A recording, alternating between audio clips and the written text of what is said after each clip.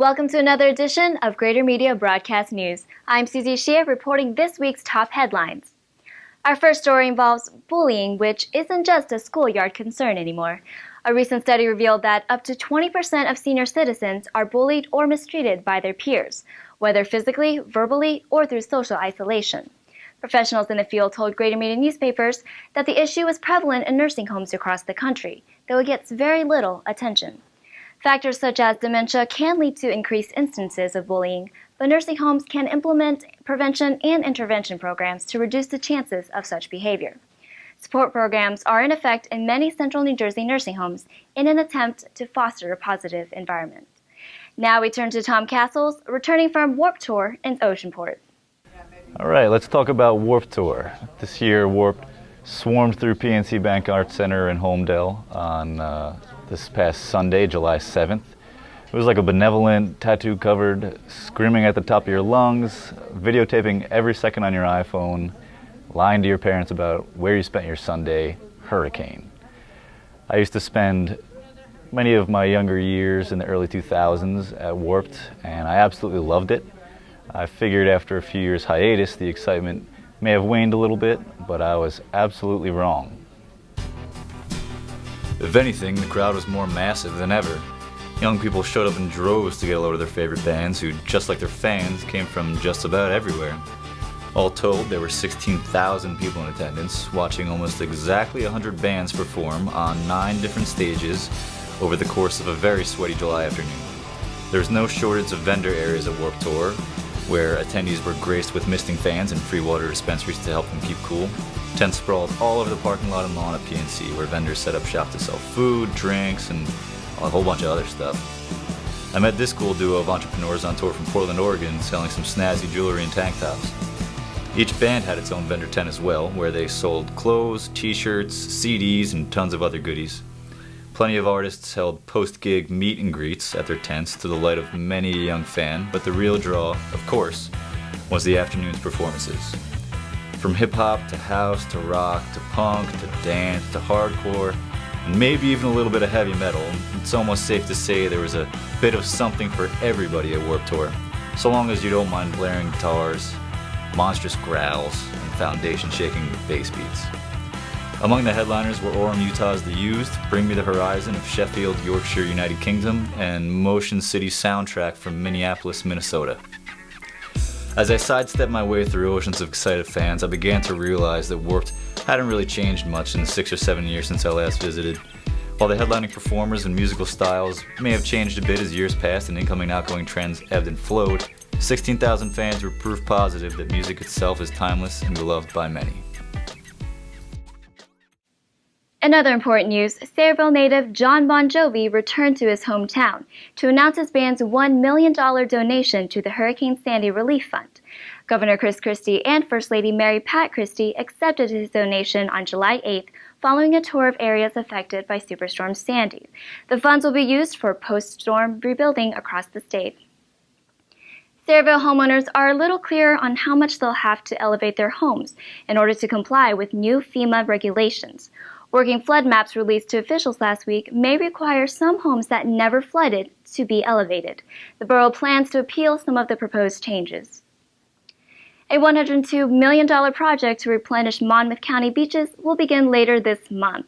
The project's first phase will pump 2.5 million cubic yards of sand onto the beaches of Monmouth Beach and Seabright. The area lost about 8 million cubic yards of sand during Superstorm Sandy. Woodbridge, South Amboy, and Sayreville will receive almost $172,000 in grants through the State Department of Transportation Safe Corridor Program. The program targets roads with high crash rates by doubling fines in designated safe corridors. The brothers formerly known as the Jackson Five are performing at the State Theater in New Brunswick on July 25th. Jackie Jackson told Greater Media newspapers that the show will pay tribute to their late brother Michael. Monmouth County Acting Prosecutor Christopher Gramiccioni learned last week that he can stay home. The U.S. Navy Reserve rescinded its order for his tour of duty in Afghanistan. A North Brunswick fire official is being credited with saving a man's life.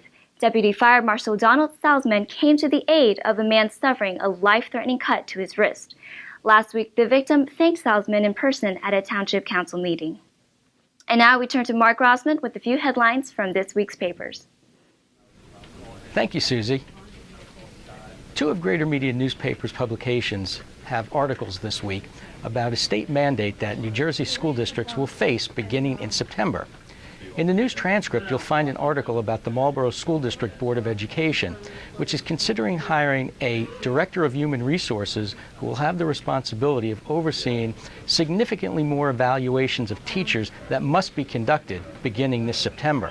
This is a mandate that has been sent down from Trenton. Marlborough is considering hiring an individual who will be responsible for overseeing all that must be done in terms of evaluations. On the other hand, in the Examiner newspaper, which covers the Millstone Township Board of Education, you'll find their school board taking more of a wait-and-see attitude.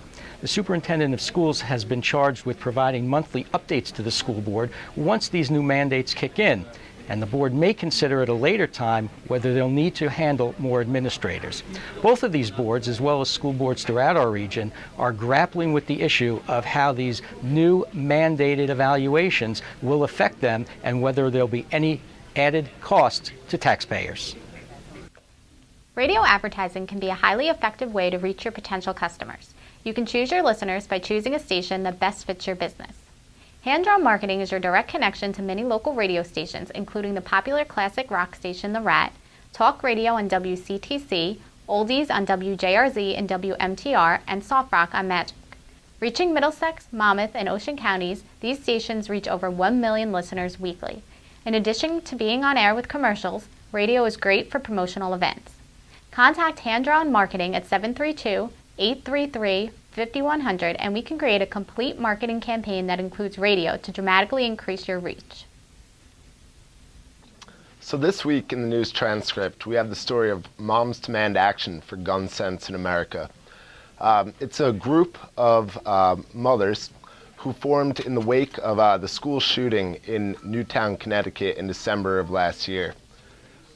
Of course, the shooting shocked most of us, but it really ignited something inside these mothers to the point where 100,000 of them across 40 states organized to initiate what they believe are common sense gun reform laws.